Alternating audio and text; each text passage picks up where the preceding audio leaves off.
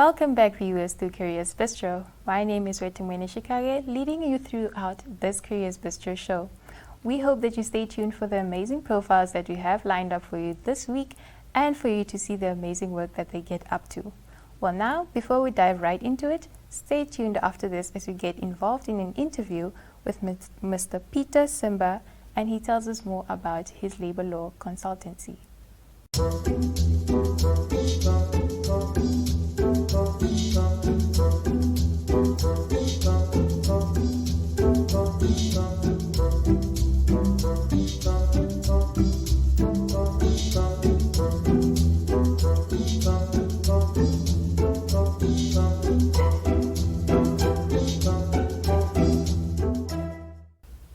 Welcome back, viewers. In studio, we're joined by Mr. Peter Zimba, who comes from Zimba Labour Law Consultancy. This was founded in 2019, and Mr. Peter will tell us more about that. How are you doing? Well, thank you. How are you? I'm doing amazing. All right. Well, can you tell us a little bit about yourself?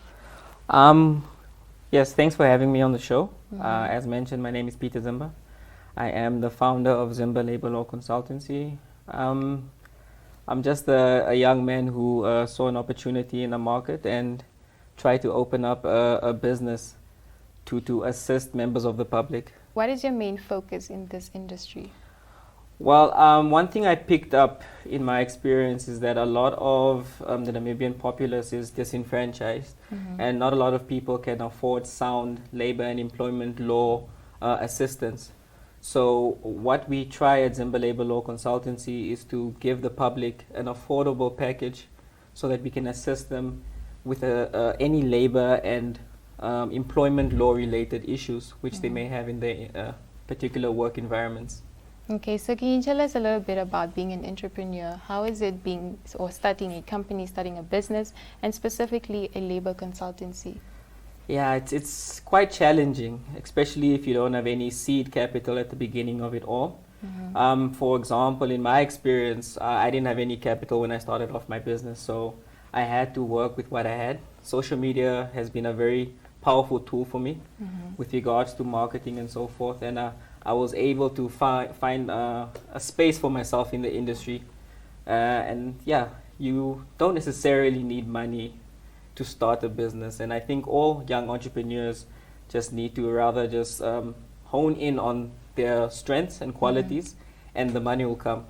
Okay, speaking about strengths and qualities, what can you say have been some challenges that you faced?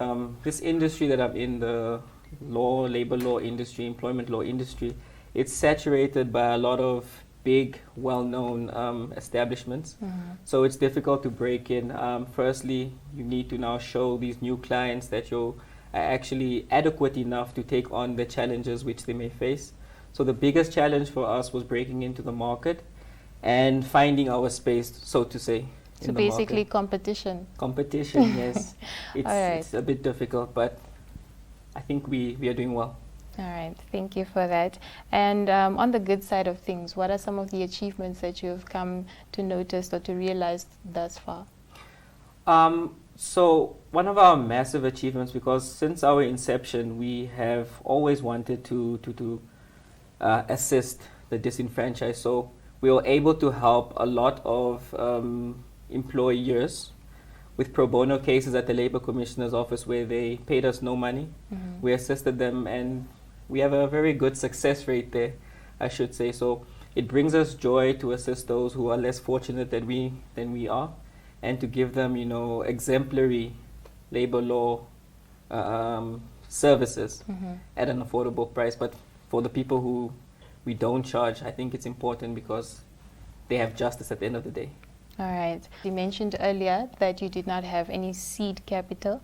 How did you work your way around that, or what advice would you give out to other people that would like to start businesses and might not have the capital to do so? All right, so it depends on the industry you are in. In my industry, for example, all you need is a good Wi-Fi connection, because